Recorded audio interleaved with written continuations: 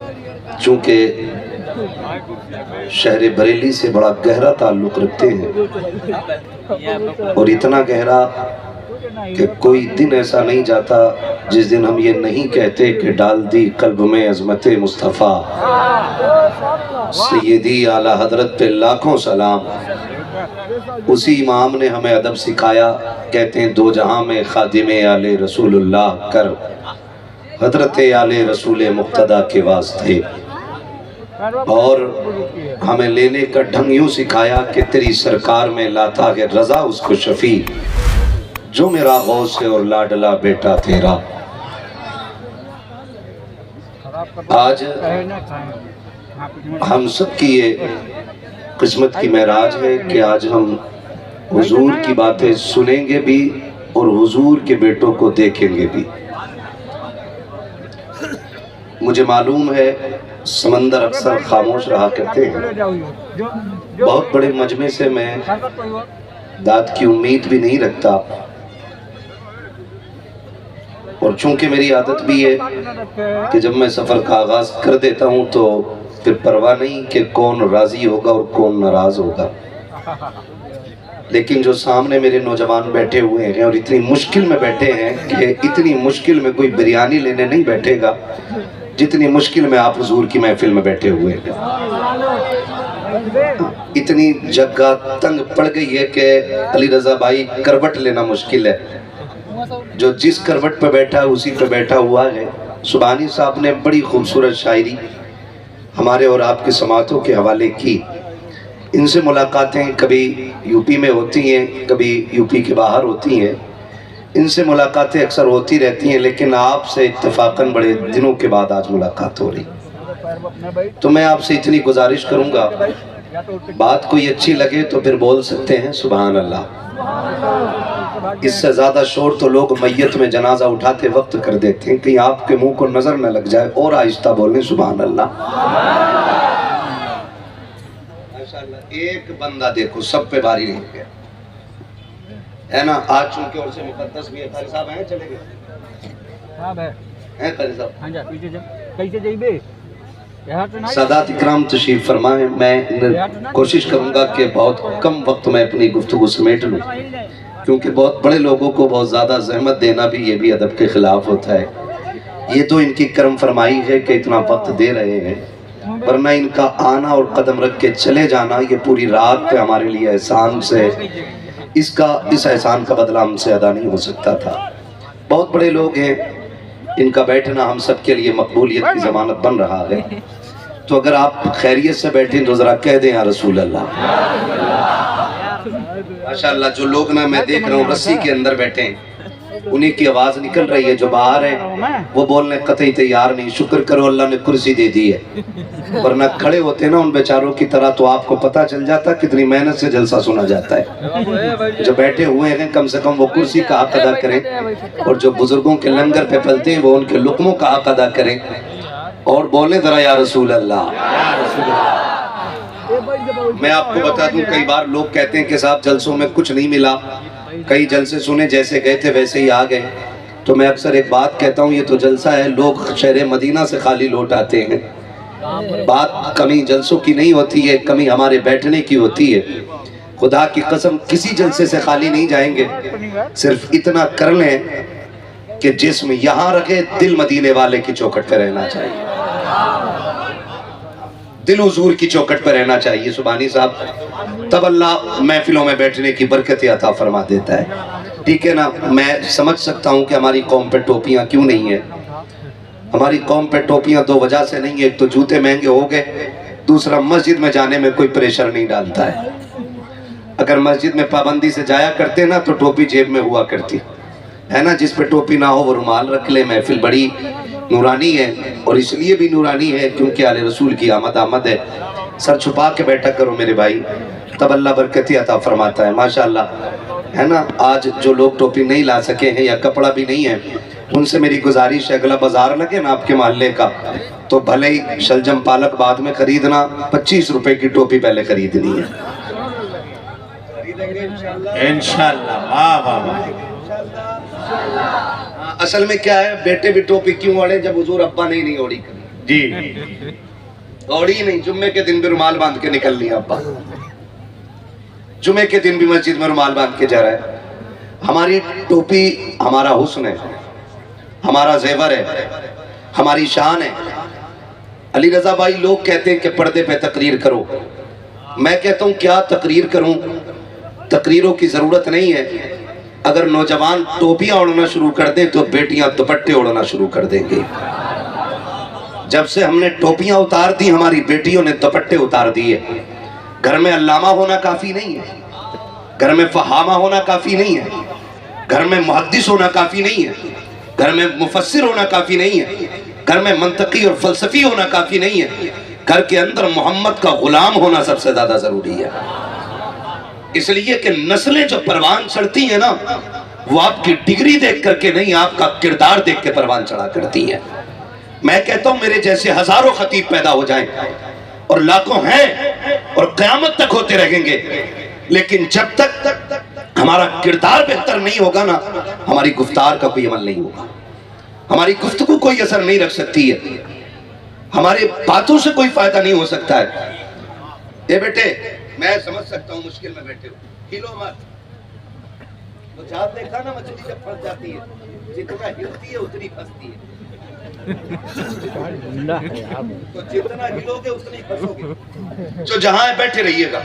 आपने बहुत वक्त बर्दाश्त किया है, और यकीनन मैं समझ सकता हूँ ये भीड़ मेरी बुलाई हुई तो नहीं हो सकती है, न अहले कमेटी की बुलाई हुई है, न कारी साहब की बुलाई हुई है। सबका एक ही ईमान है, महबूब की महफिल को महबूब सजाते हैं, आते हैं वही जिनको सरकार बुलाते हैं, आते हैं वही जिनको सरकार बुलाते हैं। मैं मुबारकबाद पेश करता हूँ, ये जो आगे बैठे हुए हैं ना, यकीनन शुरू से बैठे होंगे, शुरू से बैठे होंगे, और जो पीछे रह गए ना तो वो बाद में आए होंगे। ये लोग उन लोगों से हजार गुना अफजल हैं जो अभी डीजे के साथ तमाशे रोडों पे कर रहे थे। बहुत गौर से मेरी बात सुनिएगा, अल्लाह करे ये बात आपके दिलों में उतर जाए।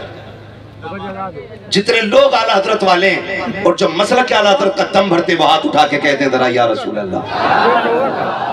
करवट में देखें, किसी का हाथ नीचे तो नहीं रह गया, नीचे रह गया हो तो समझ लेना वो जेब काटने वाला भी है और ईमान चुराने वाला भी है। सारी आला हज़रत वाले लोग हैं। मैं नारा लगाऊं, जवाब मिलेगा, इश्क मोहब्बत, इश्क मोहब्बत।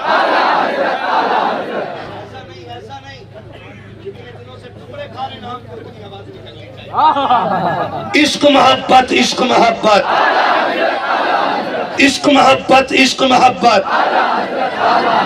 अब हाथ नीचे कर लीजिए। हम नौजवान बहुत गौर से मेरी बात सुनिएगा, मुझे नहीं मतलब है आइंदा आप कौन सा तमाशा करेंगे, आइंदा आप क्या करेंगे, चूंकि आज ये उर्से मुकद्दस की महफिल भी है।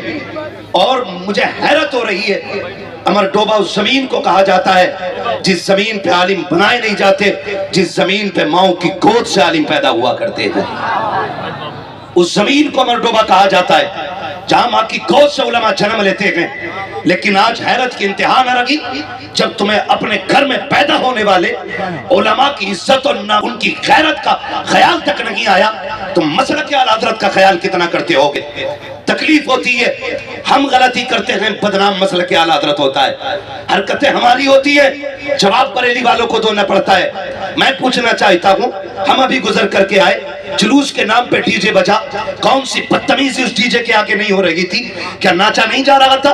क्या कूदा नहीं जा रहा था? आज उर्से रोशन शाह बाबा है। मैं पूछना चाहता हूँ, चल साहिब मजार के पास अगर अल्लाह इजाजत देता, मैं उनको मजार से बाहर बुलाता और तेरे हाथ में हाथ दे के पूछता, इनसे पूछ तो सकी इनका मजार क्यों बन गया है? क्या इन्होंने जिंदगी भर डीजे बजाया था, या इन्होंने तमाशे किए थे, या इन्होंने डीजे के आगे डांस किया था, या फुफारे चलाए थे, या स्प्रे कर करके शरीयत का मजाक उड़ाया गया था? अगर खुदा इजाजत देता तो ये कब्र से निकलते और तेरी कलाई पकड़ के कहते, गैरत कर, मेरे नाम पे तमाशे न कर, अय्याशियां न कर, ज़हनों को उरूज परवान न चढ़ा। हम वो लोग नहीं हैं जिन्होंने तमाशे बनाए हैं, हम तो वो हैं जिन्होंने रातों में सजदे किए थे और दिनों में रब के लिए रोजे रब के फाके किए थे। गैरत आनी चाहिए हमें। गलती हमारी होती है सरकार, लोग बदनाम मसला की आदत को करते। मैंने 24 नंबर की टोपियां भी देखी अभी रास्ते में, और वो हंस रहे थे तुम्हारे तमाशे देख करके। जवाब कौन देगा इसका? कौन जवाब देगा इसका? क्या ये उर्स तमाशों के लिए थे, अय्याशियों बदमाशियों के लिए थे? बंद कर दो ऐसे उर्सों को जिन उर्सों में बेटियों की इज्जतें महफूज ना रहे। इसी बात है, कोई जरूरत नहीं है ऐसे उर्सों की जहां वलियों की बारगाह में आकर के दिल न बदल सके। हम नौजवानों से गुजारिश करते हैं 16 हाफिज कुरान बने। कितने ना जमात, ये सिर्फ हाफिजों की जमात नहीं, ये जन्नतियों की जमात है, ये जन्नतियों की जमात है। हम आपसे पूछना चाहते हैं, जरा दिल पे हाथ रख के बताइए, एक तरफ हमारा इदारा हमें 16 हाफिज कुरान देता है, और सिर्फ हाफिज कुरान नहीं, ये कुरान के चश्मे पैदा किए गए थे। ये जहां बैठेंगे वहीं से कुरान के दरिया बहेंगे, वहीं से तिलावत के चश्मे उबलेंगे, और एक एक हाफिज कुरान के शागिर्दों में खुदा करे हजारों का नाम आएगा। और जब तारीख लिखी जाएगी उस्ताद कहां से पढ़ के आया था, तो नाम आपके शहर का आएगा, नाम आपका आएगा। मैं नौजवानों से गुजारिश करता हूं, उनमें एक भी संजीदा शख्स नहीं था, बच्चे अक्सर कम उम्र बच्चे थे। मैं बच्चों से गुजारिश करूंगा, खुदारा दीन का मजाक न उड़ाए। दीन इतना सस्ता भी नहीं है जो हम जैसे चाहे बदनाम कर दे। मुश्किल से दीन हम तक पहुंचाए, ना हमारे गरिबान पकड़े गए, ना हमें गालियां मिली, ना हमें जेलों में डाला गया। दीन कैसे पहुंचाते? पूछ ज़हरा के लालों से, घर लुटा करके दीन हम तक पहुंचाया गया है। नस्लें कुर्बान हुई है तब जाके दीन हम तक पहुंचाए। मुझे बताओ तो सही, आज हुजूर अगर देखेंगे इस हाल में उम्मत को तो तकलीफ नहीं होगी? तकलीफ नहीं होगी? अगर मैं पूछ लेता ना वहीं रोक के गाड़ी ना कि जरा डीजे रोको, और जितने ये पीछे कूद रहे हैं ये सही से हुजूर पे पढ़ा जाने वाला दुरूद सुनाते हैं, तो भाई साहब 90% लोगों को दुरूद याद नहीं होता उसमें। ये कंडीशन है हमारी, ये कंडीशन है हमारी। उर्सों के नाम पे बहुत मजाक बन गया। इतनी अजीम जमीन पे, जिस जमीन पे खुदा की कसम ऐसे ही लोगों ने सांस न ली है, बल्कि हिंदुस्तान की जान जो बने हैं उन लोगों ने जमीन पे सांसें ली है। आपको तारीख अपनी याद करनी चाहिए। हाँ, तारीख याद, जिन्होंने लोगों के हाथ पकड़ के ना तकदीरें बदल डाली हैं, ऐसी ऐसी शख्सियतें जिसको दुनिया सूफी निजामुद्दीन साहिब किबला के नाम से जानती है, जो फख्रे हिंदुस्तान है। ऐसे लोगों ने यहाँ जन्म लिया है, और हम उनके शहर में रह करके ऐसी हरकतें। माफ कीजिएगा, मुझे ये दीन समझ में नहीं आता है, मत बुलाना आइंदा कभी भी। मैं जानता हूँ ये कमेटी वाले, ये दीन से मोहब्बत करने वाले लोग, ये कुरान को पढ़वाने वाले लोग, ये कुरान को घर तक पहुंचाने वाले लोग हैं। इनके समझाने पे भी हम नहीं मानते, इनके बताने भी हम नहीं मानते। याद रखिएगा, दीन नजर आने वाली चीज नहीं है, इस्लाम खुद में नजर आने वाली कोई चीज नहीं है, बल्कि लोग हमें देख करके इस्लाम का फैसला करते हैं। इसे देख करके हमें देख करके लोग फैसला करते हैं कि इस्लाम कैसा है। आज भी हमें, कल भी हम थे। मखदूम पाक के साथ आप देखें, इस घराने ने दुनिया लौटा करके दुनिया बचाई है, और आज हम हैं 6 टाइम खा के भी रब को याद नहीं, 6 टाइम खा के भी रब को याद नहीं करते। अभी ऐलान हुआ था चंदे का, कितने लोगों की जेब में हाथ गया, कितने लोगों ने दिया। अगर बात आ जाए ना, कव्वाली होनी है जी, कौन आ रहा, नाम नहीं लूंगा, बुरा लग जाता लोगों को कि फला आ रहा, तो कहते ले 500 मेरी तरफ से ले, 1 घंटा ओवर टाइम कर ले, 300 मेरी तरफ से ले, और कहते हल्का ना बोल करना, जरा एक जवाब वाली भी बुला लेना।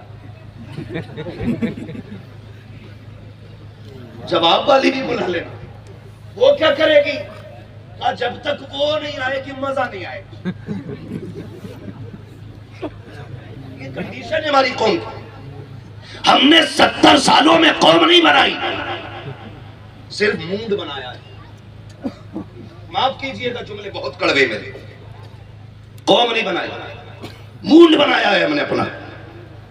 कभी तमाशे करके, कभी नचनिया बुला के, कभी कव्वाल बुला करके, और उसके बाद जब कव्वाल आते आगे कुर्सी लगती है, और कौम के चंद बिगड़े हुए अमीरों के बेटे 10-10 के नोटों की गड्डी लगा के बैठते हैं। और फिर जब बात भारी पड़ती है ना, किधर से फिर यूं चलता। चंद ठलुए लोग जो उनकी गुलामी में, उनकी इर्तदा में पीछे खड़े होते, वो देख के कहते हैं आज तो मजा आ गया साहब, सुभानी साहब ने कमाल कर दिया, आज तो गड्डी की गड्डियां उड़ा दी हैं, आज मजा आ गया। आज पता चला अली रजा साहब के पास दौलत कितनी थी, आज पता चला हम्माद के बाप ने कितना पैसा इकट्ठा किया था। खैरत से डूब के मर जाना चाहिए। जिस कौम के पास अपने IAS IPS ना हो, जिस कौम के पास अपने MBBS ना हो, वो एक कव्वाली के तमाशे में लाखों रुपए में आग लगा देती है। शाकिब तुम क्या जानो गरीब की का आंसू, पूछो जाकर के हुजूर साकिब सज्जादा से, जिन बेटियों के पास जहेज के लिए चंद पैसे नहीं होते हैं, उन बेटियों की रातें कितनी रो के गुजरा करती है। जाओ जाकर के पूछो जिन बेटियों ने बाप जैसी दौलत को खो दिया है, इल्म सीखना चाहती है तो इनकी चौखट पे जाके पूछ किस मेहनत से वो बेटियां इल्म सीखती है। खुदा सलामत रखे ऐसे बुजुर्गों को जो जेब के कर्ज से यतीमों को पढ़ाते भी है, पालते भी है, उनके खर्चे भी उठाया करते हैं। वरना हमारी कौम का तो बेड़ा गर्क हो गया है।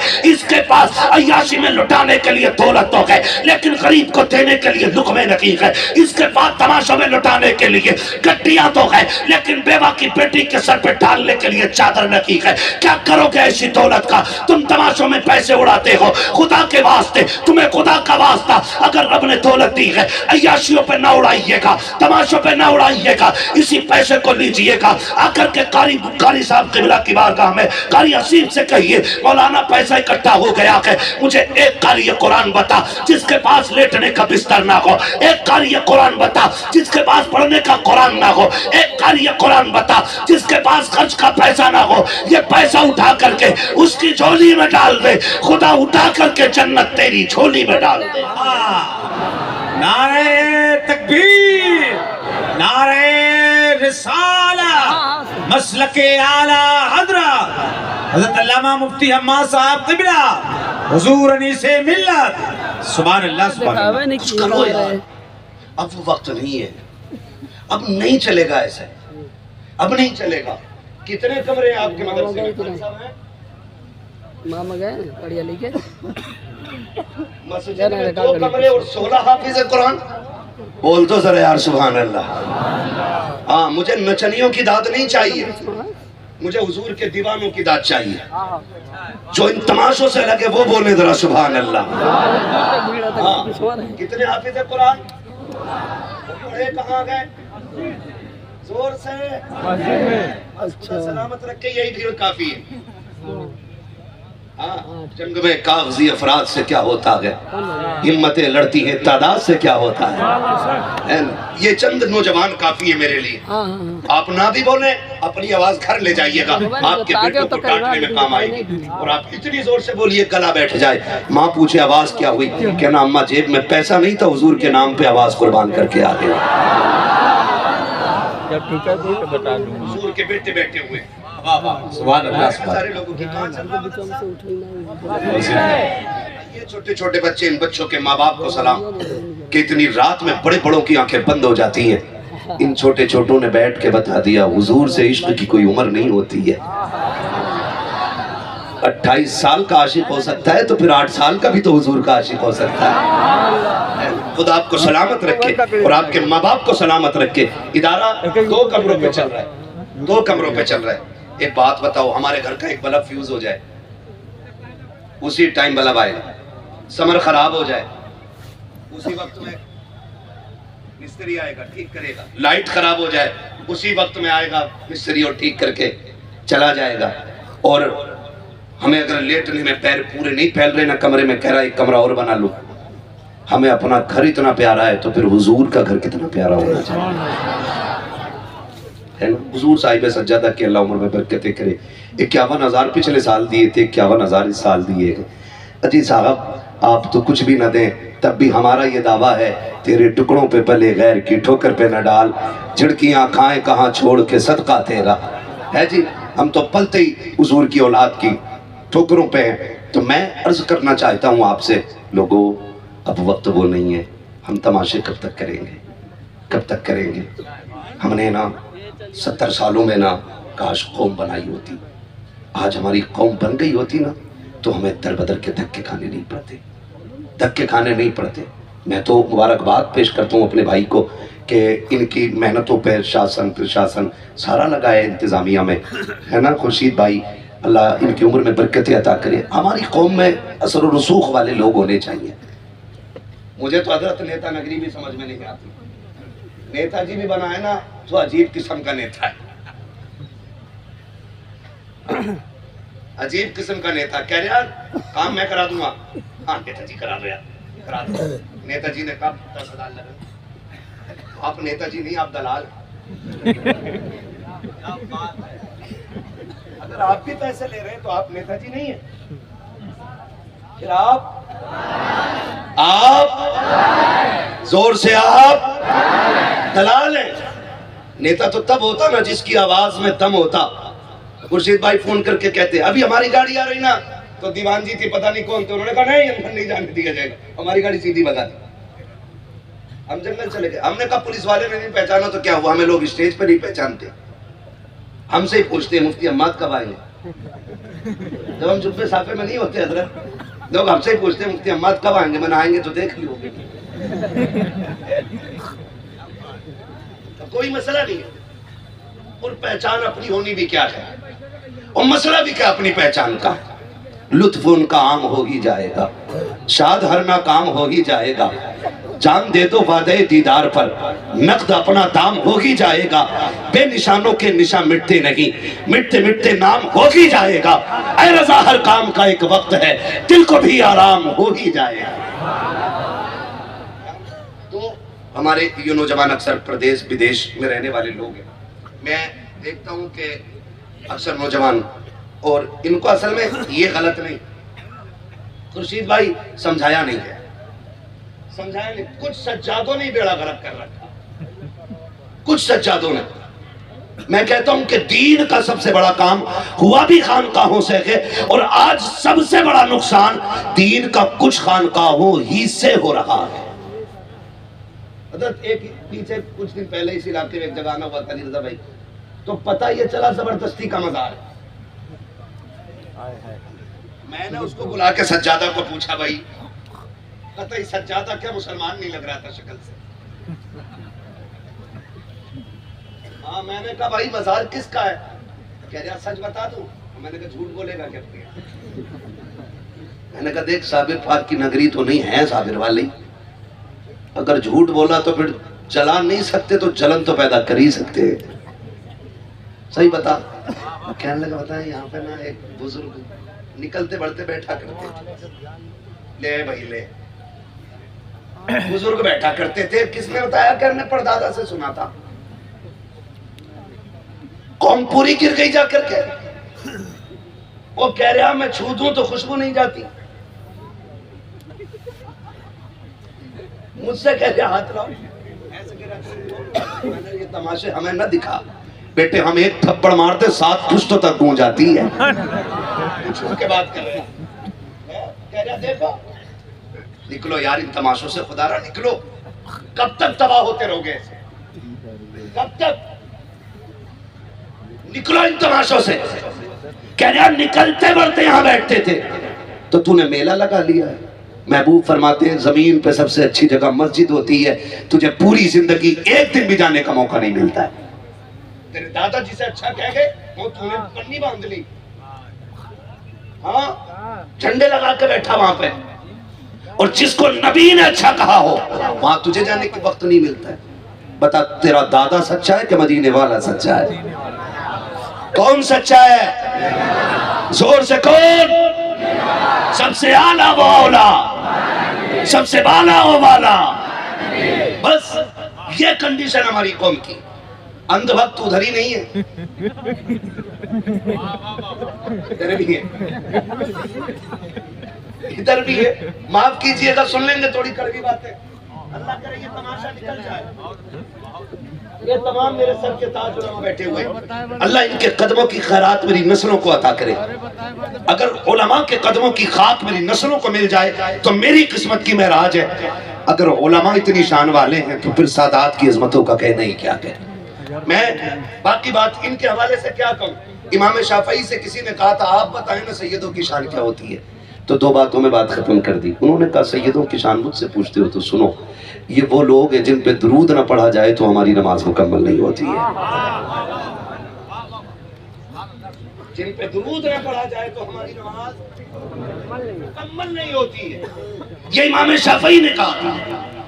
माफ कीजिएगा, बताओ खुर्शीद भाई बैठे, वो कमेटी वाले सारे बैठे, कितनी मेहनत कर रहे थे।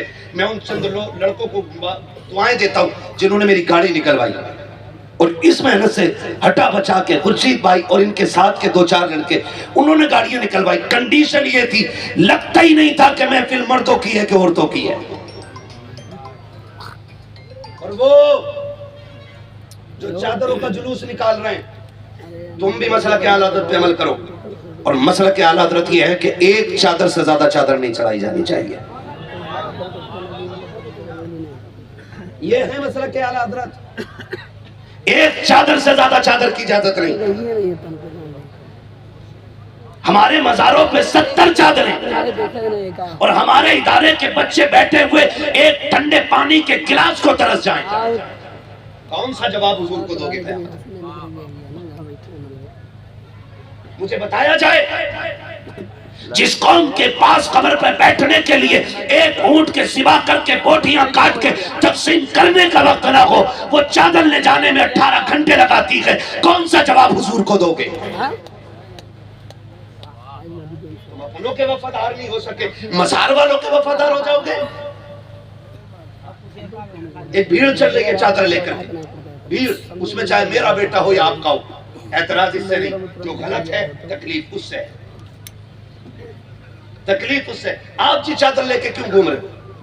कब बाबा के कलंदर हैं हम, बाबा के मलंग हैं हम, बाबा के दीवाने हैं हम। मैं पूछना चाहता हूँ, ये जो मज़ार में लेटा हुआ शख्स है, इसकी कभी तहज्जुद कज़ा नहीं हुई होगी, इसकी कभी चाश्त कज़ा नहीं हुई होगी, इसकी कभी शराब कज़ा नहीं हुई होगी। फर्ज तो बड़ी बात है, जिसने नवाफिल न छोड़े होंगे उसके मज़ार पे जाने वाले तमाशे करते जा रहे हैं। एक वक्त का सजदा पेशानी में रखी है, एक बार की तस्बीह सुबह से शाम तक की हमारी झोलियों में रखी है। हम जा किधर रखे हैं? हमारी कौम को हो क्या गया कि वैसे ही हाथ फैला के कहते हो अल्लाह सलाहुद्दीन दे दे, मोहम्मद बिन कासिम दे दे। कब तक मांगते रहोगे? ये कोशिश क्यों नहीं करते हो खुदा हमी को सलाहुद्दीन बना दे, खुदा हमी को मोहम्मद बिन कासिम बना दे। कभी उठ के रात को ये भी तो कह अल्लाह सलाहुद्दीन भी तेरा बंदा था, मैं भी तेरा बंदा हूँ, मौला मुझ में वो जुर्रत पैदा कर, मैं तेरे दीन के लिए खड़ा हो जाऊं। मौला मोहम्मद बिन कासिम भी तेरा बंदा था, मुझे भी वो तौफीक दे कि मैं मोहम्मद बिन कासिम बन सकूं। उसके खजानों में कमी नहीं है,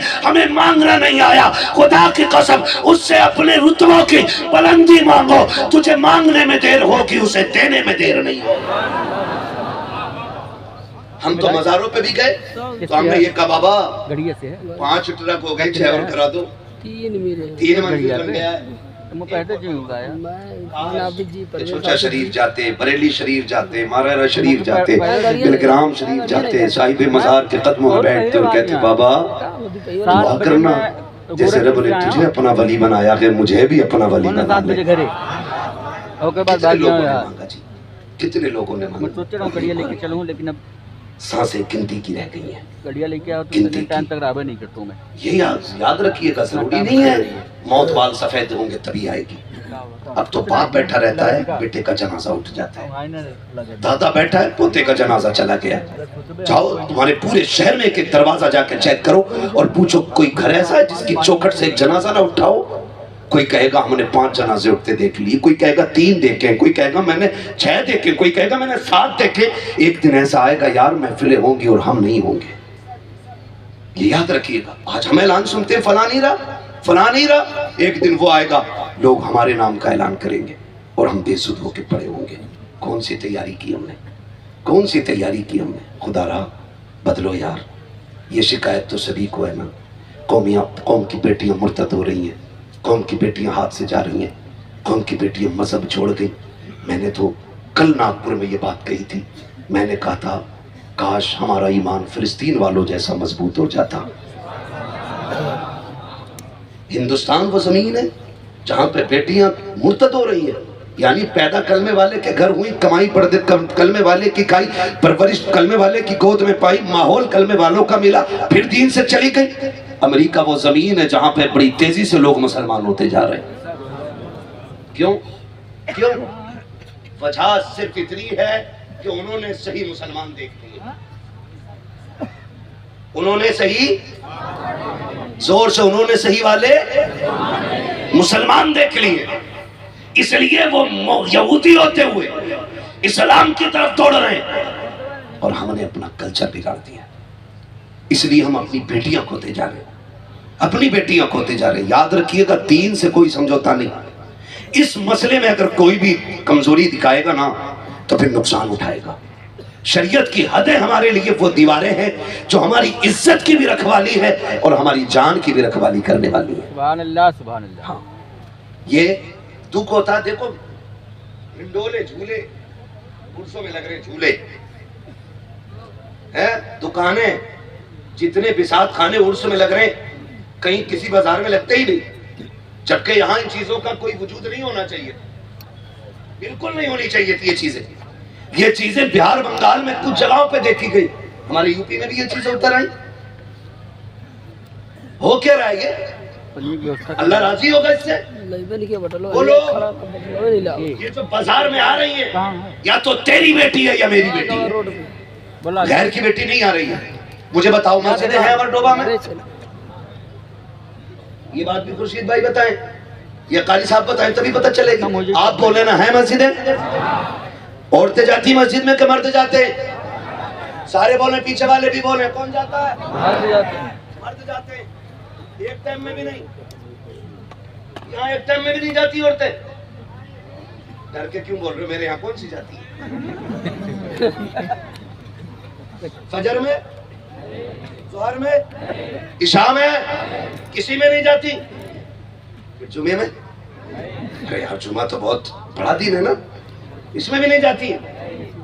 ईद के दिन, अच्छा,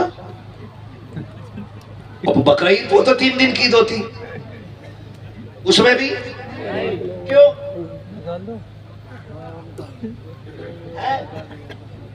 जाती है? बोले जरा, क्यों नहीं जाती है?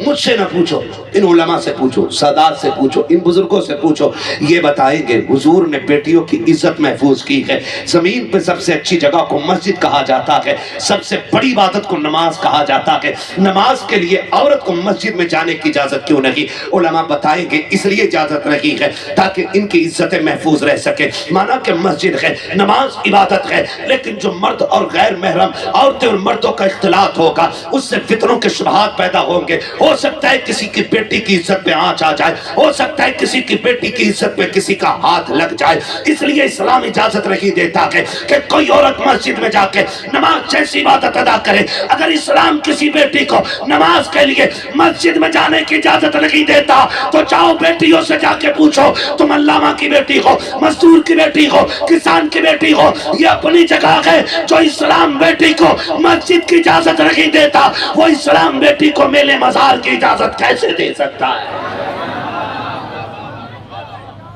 बताओ। और नहीं दे सकता तो रोको। सिर्फ मौलवियों के सर सेहरा नहीं है कि हमारी बेटियों को ये रोके। बेटी मेरी हो, पहरे देने के लिए यहाँ है मेरे दरवाजे पे। रब ने हमें मर्द बनाया है और इज्जत का रखवाला बनाया है, इज्जत का रखवाला बनाया। हर भाई की जिम्मेदारी है वो बेटियों को घर से बाहर न निकलने दे।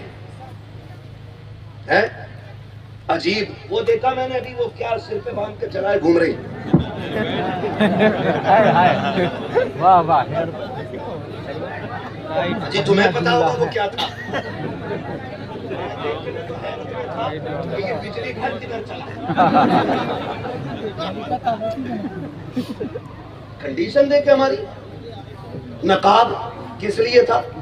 बोले जोर से, सारे बोले, पर्दे के लिए।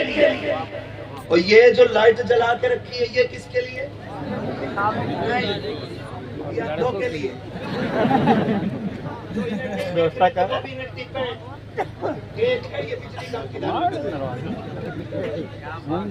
माफ कीजिएगा, आज नकाब की कीमत 2500 से लेकर 18,000 तक,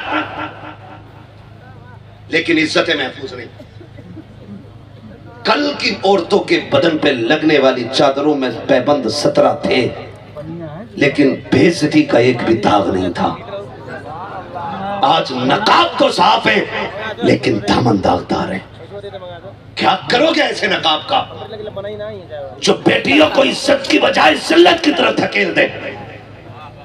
मैं पूछना चाहता हूं, यूं ही जन्नत मिल जाएगी? यूं ही जन्नत मिल जाएगी? ये जो तुम्हें 16 बेटे दिख रहे हैं ना, ये इन्होंने बेगैरत माओं का दूध नहीं पिया होगा। इसलिए कि अल्लाह जिन्हें कुरान देता है ना, वो कुरान वाले बेगैरत माओं की गोद में नहीं, बल्कि गैरत वाली माओं की गोद में आया करते हैं। याद रखिएगा, मैं खुल के बात कर रहा हूं। मेरा उसूल है, मैं आईना को दिखाऊंगा दाग चेहरे के, जिसे खराब लगे सामने से हट जाए, मसला ही कोई नहीं। हाँ, नकाब और बेपर्दगी। तुम एक बात बताऊं, आज फिलिस्तीन को देख करके लोग मुसलमान हो रहे। अभी आग लगी थी अमेरिका में, आग लगी थी, कैसे लगी थी? चिड़िया ने लगाई थी। यही कहेगी दुनिया चिड़िया ने लगाई थी। मैं कहता हूं खुदा की कसम, ये जो आग लगी थी ये मजलूमों के आंसुओं ने लगाई थी। वाह वाह वाह वाह, चिड़ियों ने नहीं, मजलूमों के आंसुओं से लगी थी ये आवाज। लेकिन मैं सलाम करता हूं फिलिस्तीन की उन बहनों को जिससे इंटरव्यू में किसी ने पूछा था कि तुम नकाब कब तक पहनती हो, कितना पहनती हो? उसने कहा था मैं सोती भी हूं तो नकाब पहन के सोती हूं। कहा क्योंकि पता नहीं कब इजराइल का बम आए, हमारी इमारत पे गिरे और हम उस मलबे तले दब के मर जाएं, हमें नहीं मालूम है।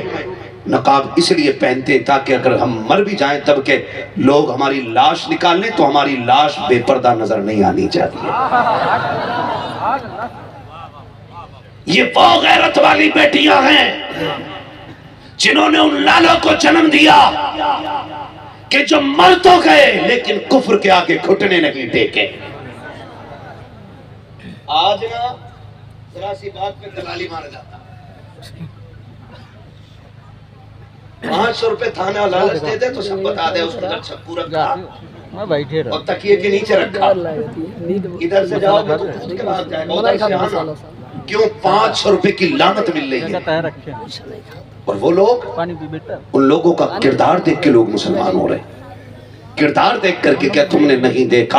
वो टूटी बिल्डिंगों में बैठे हुए कुरान पढ़ने वाले बच्चे, वो अल्लाह अकबर की उजड़ी हुई बस्तियों में लगाने वाले सदाएं, वो किस कौम के शहजादे हैं? वही तो मुसलमान हैं। उन्हीं के इस्लाम को देख करके आज यहूद और नसारा कलमा पढ़ने पे मजबूर हो रहे हैं। उन बच्चों की जुर्रतें देख करके, बेटियों के पर्दे को देख करके आज गैर कलमा पढ़ रहे हैं। हमारे तरीकों को देख करके लोग गालियां दे रहे हैं। मुसलमान एक गाली बन के रह गया है हिंदुस्तान में। वजह सिर्फ इतनी है कि हमारे इजारे सिर्फ मज़ारों पे रह गए हैं, मस्जिदें वीरान रह गई हैं, हमने सिर्फ कलश और गुंबद बनाए हैं, हमने कौम की तामीर नहीं की है। हमारी कौम का आज भी हाल ऐसा है, कोई जुमा ऐसा नहीं है जिस जुमे के अंदर मस्जिद से जूते चोरी का ऐलान न किया जाता हो।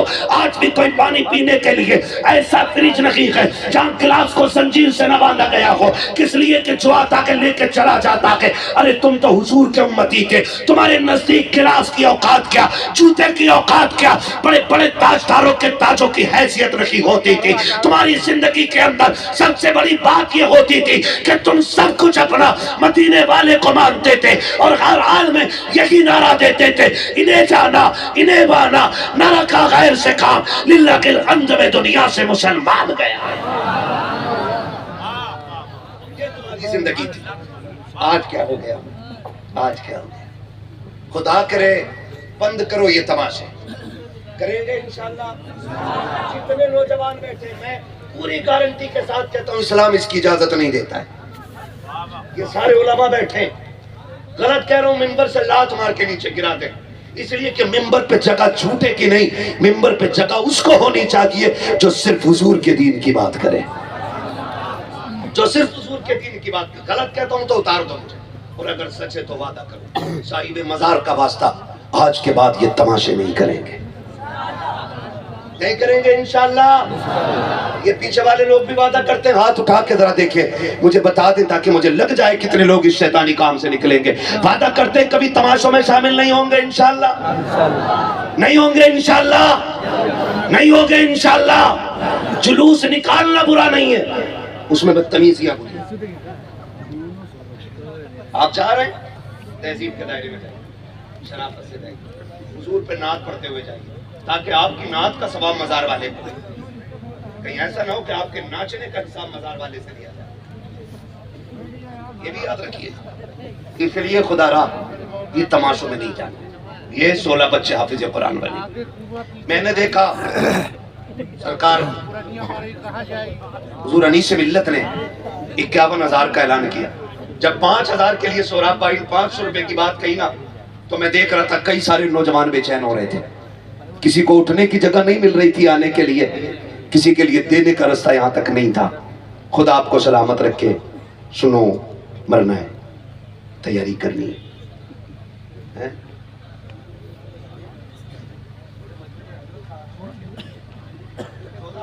बहुत हो गया और अभी इतना ही होगा इंशाल्लाह। मैं हजरत को मैंने देखा ना, उन्होंने कहा हमारे सोहराब भाई ने कि अगर हुजूर के बेटे की तरफ से आगाज हो जाए तो फिर बरकत ही हो जाए।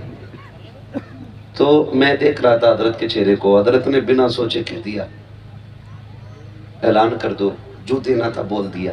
तो मैं देख रहा था, मैंने कहा कि सखावत तो सैयद की पहचान होती है।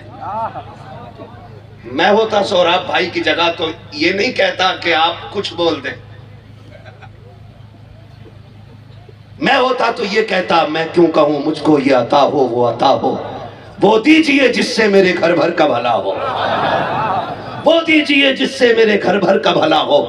आता है फकीरों पे उन्हें प्यार कुछ ऐसा, खुद भीख दे और खुद कहे मंगते का भला हो। मंगता तो है मंगता कोई शाहों में दिखा दो, जिसको मेरे सरकार से टुकड़ा ना मिला है ना। तो अब इनका क्या, इनकी नजर करम काफी है, नजर करम काफी है। जनाजे उठते हैं इधर भाई, जनाजे लोग देखे मरते हुए, मुंह किधर से निकलती है, मिंबर वाले ना बोले।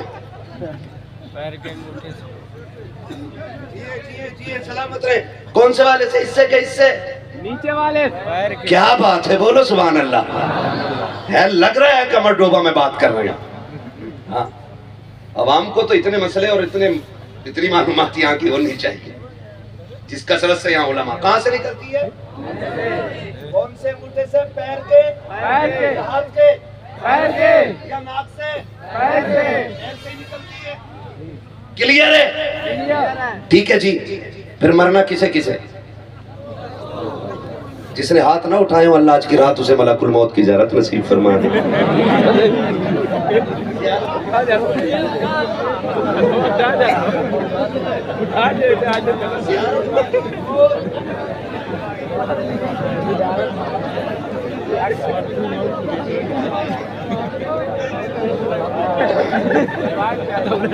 मैंने ज़ियारत की दुआ की है, मौत की दुआ नहीं की है।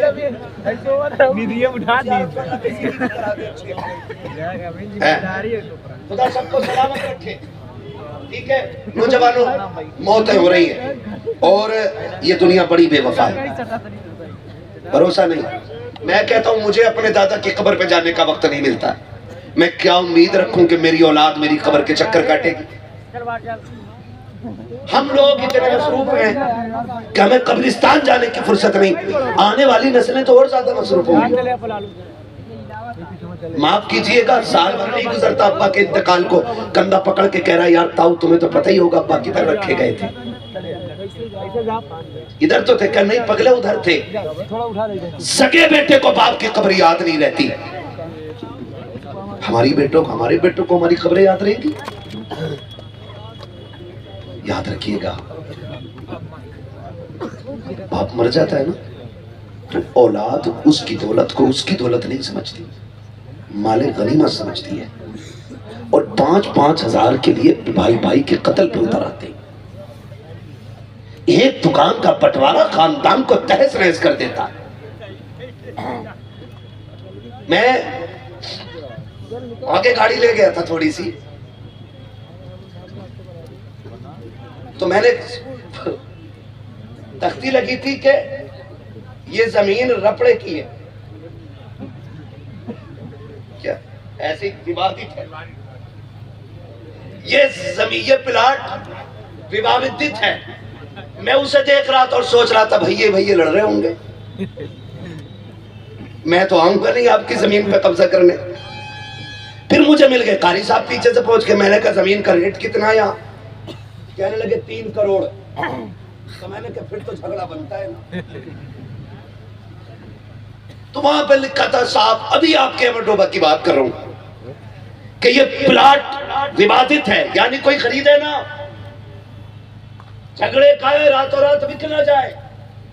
तख्ती लगा दी गई, बाप की जायदाद में होने वाले झगड़े हमारे बेटे करेंगे। मौलाए कायनात मौला अली कब्रिस्तान से गुजर रहे, आपने सलाम किया, अस्सलाम वालेकुम या अहल कबूर। जवाब आया वालेकुम सलाम या अमीर अल मोमिनीन। आप फरमाते खैर है? कहने लगे अली हमारी ना पूछो, ये बताओ जो हमने कमाया था उसका क्या बना? हजरत अली फरमाते जो तू कमा के छोड़ा है तो तेरी औलाद ने उसे टुकड़ों में बांट दिया। मेरे दोस्तों का क्या हुआ? का कोई फर्क नहीं पड़ा, तू मरा उसने नए दोस्त बना लिए। बीवी का उसने दूसरा शौहर कर लिया। का वो जो कहते थे तेरे बगैर जिएंगे नहीं, का उन्हें तुम्हारी याद तक नहीं आ रही। फिर चीख मारी। हजरत अली कहते हैं बताओ तुम्हारा क्या हाल है? कहने लगे अली हम ये समझते थे कि बिल्डिंग है, इमारत, ये सबसे बड़ी कामयाबी है। कब्र में आके पता चला यहाँ पे दुनिया के सिक्का नहीं चलता, यहाँ मदीने वाले की गुलामी का सिक्का चला करता है। हुजूर की गुलामी का सिक्का कब्र में चलता है। जाके कह दो जो बाहर रह गए हैं तैयारी करके आए, खाली हाथ ना आए। बता तेरी मेरी क्या तैयारी है? जिंदगी इतनी तेज नहीं दौड़ रही जितनी तेज मौत हमारे पीछे से दौड़ रही है। हजरत अली से किसी ने कहा था अली इतने मुखालिफ है तुम्हारे, बॉडीगार्ड रख लो, मुहाफिज रख लो, एक दस्ता रख लो। फरमाने लगे जब तक मौत का वक्त नहीं आया ना तो मौत खुद मेरी हिफाजत करेगी, और जब वक्त आ जाएगा ना तो फिर कोई माई का लाल मेरी एक सांस बचा नहीं सकता है। मौत पर हक है, मरना है। और मेरे भाई तैयारी कितनी है? तैयारी कितनी है कोई तैयारी? हमारा मिजाज है अब्बा मरा, मार्केट गए, कफन और कुरान की पेटी हदिया करी और लिखवा दिया बराए इसाले सवाब मरहूम अब्दुल गफ्फार। किसी का नाम हो तो बुरा न माने। हाँ? और ना कहना सबके आगे रख ले। 3 दिन आएगा, तीजे तक नमाज पढ़ने, कोनी मार के खरिया। सुनो अली रजा भाई, ये पेटी मेरे अब्बा के नाम की है, ये पेटी मेरे अब्बा के नाम की है। हर टाइम में बता रहा सबको। ये उलमा बैठे, ये बड़े लोग बैठे, मुझे बताया रख के कोई पेटी सवाब देगी? बोलो सवाब देगी कोई पेटी? इतनी पेटियां हो गई कि हजरत मुसल्ले पीछे सरक गए, मेहराब में पेटियां आ गई कुरान की, और जिसे देखो ले पेटी दे पेटी, ले पेटी दे पेटी, लाइन लगाते चले जा रहे पेटियों की।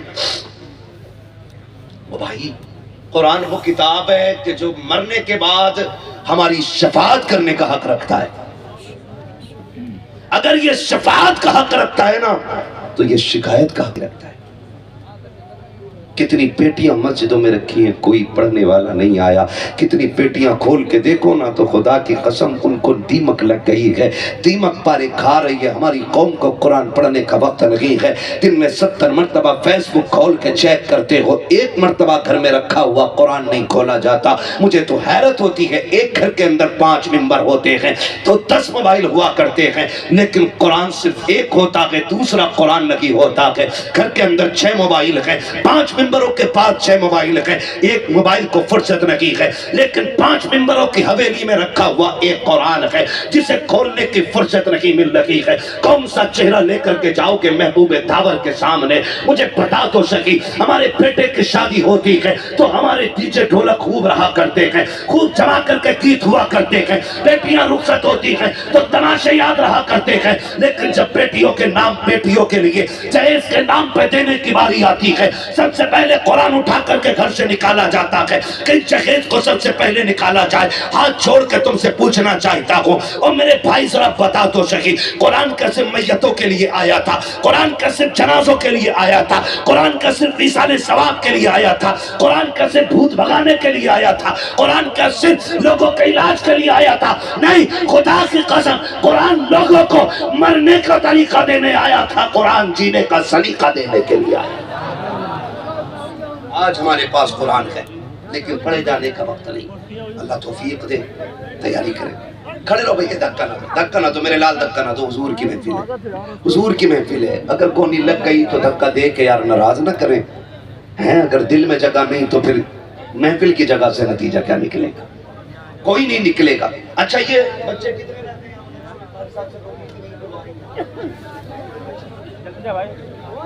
चलो रास्ता बंद कर, रास्ता बंद कर। कितने बच्चे पढ़ते हैं? 115 बच्चे। बोल दे सुभान अल्लाह। 115 बच्चे। खाना कहाँ खाते हैं?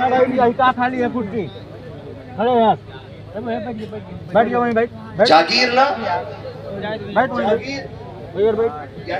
कुछ ऐसे हैं जो कुरान वालों को घर में खाना खिलाते। खुदा की कसम, उनके लिए कोई दुआ ना भी करे ना तो उनके खिलाए हुए लुकमे की कयामत के दिन उनकी शफात के लिए चीखेंगे। कोई ना भी करे, कोई दुआ ना भी करे, है ना? खाना खिलाते हैं। जागीर मीन्स घरों पे खाना खिलाया जाता है। ए भाई, एक बार या तो खड़े होकर नहीं बट ले, बैठ के नहीं बट ले।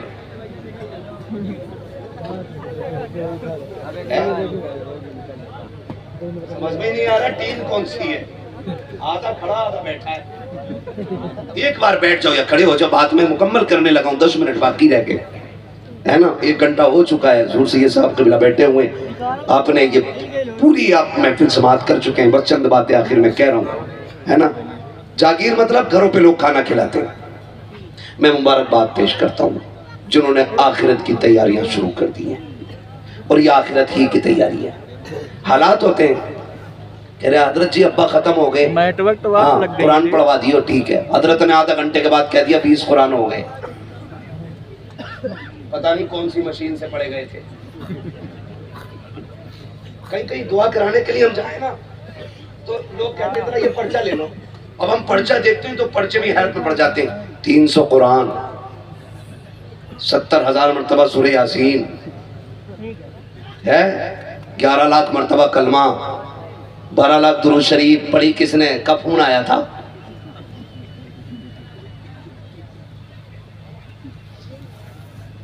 भाई अपने लिए अपने बच्चे तैयार करें कुरान पढ़ने के लिए। मुझे क्या मतलब पड़ा है मैं 3 घंटे आपके लिए बैठ कर कुरान पढ़ूंगा? मैं तो खुल के कह रहा हूं आपसे, मेरी अपनी जरूरतें कम है, मेरे अपने काम कम है। मैंने उनके साहब से कह दिया 10 कुरान तुम्हें देने। हाँ, मैं लिए बैठा था, फोन करके कह रहा कुछ कुरान है? मैंने कहा हाँ, मैं तो पढ़ते ही इसलिए हूं ताकि मुर्दे लेने आए।